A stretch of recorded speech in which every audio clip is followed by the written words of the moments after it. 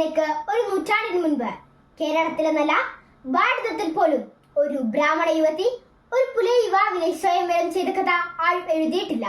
അതിനുള്ള ധൈര്യം കാണിച്ച മഹാകവി കുമാരനാശാന്റെ ദുരവസ്ഥ. 1921 വടക്കേ മലബാറിലെ ഏറനാട് എന്ന മനോഹരമായ ഗ്രാമം. തോട്ടങ്ങൾ, തോടുകൾ, പുഴകൾ, പാടശേഖരങ്ങൾ ഏറനാടിന്റെ മനോഹാരിതയ്ക്ക് മാറ്റുകൂട്ടുന്നു. ആ പാടശേഖരത്തിലൂടെ നടന്നാൽ അങ്ങകലെ കൂണുമുളച്ച് നിൽക്കുന്നത് പോലെ ഒരു പുല്ലുമാടം. അവിടെയെങ്കിലും ആരെയും കാണുന്നില്ല. അല്ല, ഞാൻ പറഞ്ഞത് തെറ്റിപ്പോയി. അതിനകത്ത് ആരോ അടക്കി പിടിച്ച് സംസാരിക്കുന്നു. ശ്രദ്ധിച്ചു നോക്കിയപ്പോഴാണ് മനസ്സിലായത്, വിലാസഭേദങ്ങളാൽ ലോകത്തെ വിസ്മയിപ്പിക്കുന്ന ഒരു വിശ്വൈക സുന്ദരി ഒറ്റയ്ക്കിരുന്ന് എന്തൊക്കെയോ സംസാരിക്കുന്നു. ഒറ്റയ്ക്കല്ല, കൂട്ടിനൊരു മൈനയുമുണ്ട്. ആ മൈനയോടാണ് അവൾ സംസാരിക്കുന്നത്. ശ്രദ്ധിച്ചാൽ നമുക്കും കേൾക്കാം. പ്രിയപ്പെട്ട മൈനേ, എന്നെ നിനക്കറിയുമോ? ഇല്ല, അറിയില്ല. നിനക്കെന്നെ അറിയില്ല. ഞാനൊരു നമ്പൂതിരിയാട്ടിന്റെ പൊന്നുമോളാ, സാവിത്രി അന്തർജനം. ഞാൻ ഈ മാടത്തിൽ വരുമ്പോൾ ഇവിടെ ആരും ഉണ്ടായിരുന്നില്ല. സന്ധ്യ ആയപ്പോഴാണ് ഇതിന്റെ ഉടമസ്ഥൻ വന്നത്, ചാത്തൻ. എന്നെ കണ്ട് ചാത്തൻ പേടിച്ചു പോയി.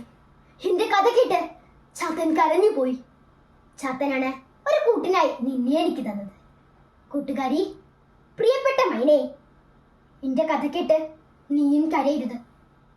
അന്നൊരു ദിവസം പതിവ് പോലെ അത്താഴ ഊണ് കഴിഞ്ഞ് ഞങ്ങൾ ഉറങ്ങാൻ കിടന്നു. പെട്ടെന്ന് എന്തോ വലിയ ശബ്ദം കേട്ട് ഞാൻ ഞെട്ടി ഉണർന്നു. നോക്കുമ്പോൾ ഞങ്ങളുടെ കുന്നുവാരത്തെ കൃഷിക്കാരായ കാസിമും മൂസയും മറ്റു പണിക്കാരും അട്ടഹസിച്ച് അലറി വിളിച്ചുകൊണ്ട് ഓടി വരുന്നു. കയ്യിൽ കത്തിക്കാളുന്ന തീപന്തങ്ങൾ, തീവെട്ടികൾ, വാളും വാക്കത്തിയും തോക്കും ധരിച്ച മുട്ടാളന്മാർ. മനക്കലുള്ളവർ പിഴഞ്ഞെരുവേറ്റതും വെട്ടേറ്റതും വെടിയേറ്റതും മരിച്ചതും ഒപ്പം കഴിഞ്ഞു. അമ്മ പെങ്ങന്മാരെ പിടികൂടി തോന്നിയതൊക്കെ ചെയ്തു. എന്റെ അച്ഛനെയും അമ്മയും അവർ പിടിച്ചു. തമ്പുരാനായ എന്റെ അച്ഛൻ അവർക്ക് മുന്നിൽ കൊല്ലരുതേ എന്ന് കുമ്പിട്ട് നിന്ന് യാചിച്ചു. അവർ ഞങ്ങളുടെ മാളികയ്ക്ക് തീയിട്ടു. ഞാൻ ആരും കാണാതെ അടുത്തുള്ള ഒരു സർപ്പക്കാവിൽ പോയി ഒളിച്ചിരുന്നു. നേരം പുലരും മുമ്പ് പ്രാണരക്ഷാർത്ഥം ഞാൻ അവിടെ ഇറങ്ങി ഓടി അവസാനം ഇവിടെ എത്തി. ചാത്തൻ എത്ര നല്ലവനാണ്. സുമുഖൻ, ദൃഢകായൻ. ചാത്തൻ വരുന്നുണ്ട്. കയ്യിൽ ചില്ലറ പൊതികളുമുണ്ട്. ചാത്തൻ കുനിഞ്ഞു മാടത്തിനുള്ളിലേക്ക് കയറി പൊതിയെല്ലാം ഒരു കോണിൽ വെച്ച് തറവെടുപ്പാക്കി തീ കൂട്ടി.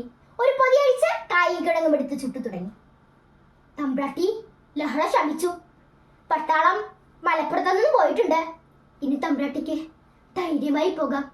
ഇല്ല ചാത്ത, ഞാൻ ഇനി പോകുന്നില്ല. അയ്യോ തമ്പ്രാട്ടി, തമ്പ്രാക്ക അടിഞ്ഞാൽ അടിയനെ കൊന്നു കളയും. ഇല്ല ചാത്ത, ആരും അറിയില്ല. ഞാനൊരു ചെറുമിയായി ഈ മാടത്തിൽ കഴിഞ്ഞുകൊള്ളാം. ചാത്ത, ഈ മൈനയ്ക്ക് ഒരു ആണ്ടുണ വേണം. എവിടുന്നെങ്കിലും ഒന്നിനെ കൊണ്ടുവരണം. ശരി തമ്പ്രാട്ടി. ഒരു തമ്പ്രാട്ടി വിളി. സാവിത്രി എന്ന് വിളിക്കൂ. എന്റെ അച്ഛനും അമ്മയും മാത്രമാണ് എന്നെ പേരിട്ട് വിളിച്ചിട്ടുള്ളത്. ഇന്ന് നീയാണ് എന്റെ രക്ഷകൻ, എന്റെ നാഥൻ. സാവിത്രി എന്ന് വിളിക്കൂ. അടിയൻ വരുന്ന വഴിക്ക് ഒരു താമര പോയി കണ്ട്. അതിൽ നിറയെ താമരകൾ വിടർന്നു നിൽക്കുന്നത് കാണാൻ നല്ല ഭംഗി. അതിൽ നിന്നും ഒരു പൂമിലയും പൊട്ടിച്ചു. ഇതാ ആ അടുപ്പിലെ തീയന്നായി കത്തി തന്റെ നേർക്ക് ചെന്താമര പൂ നീട്ടി നിൽക്കുന്ന ആ കാർവർണ്ണനെ സാവിത്രി കൺകുളിർക്കെ കണ്ടു. അവൾ അവന്റെ അടുത്തേക്ക് ചെന്ന് താമരപ്പൂവിനോടൊപ്പം അവന്റെ കരം ഗ്രഹിച്ചു. ചാത്തന്റെ കണ്ണു നിറഞ്ഞു. 2 തുള്ളി കണ്ണുനീർ സാവിത്രിയുടെ കയ്യിൽ പിടിച്ചു.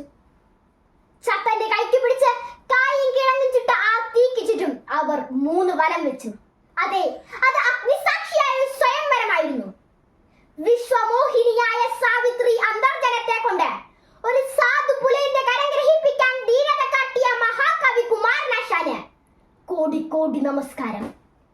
ഈ നാടിനെ വീണ്ടും ഭ്രാന്താലയമാക്കാൻ ശ്രമിക്കുന്നവരോട് മാറ്റുവിൻ ചട്ടങ്ങളെ സ്വയം, അല്ലെങ്കിൽ മാറ്റുമതുകളിൽ നിങ്ങളെ എത്താൻ.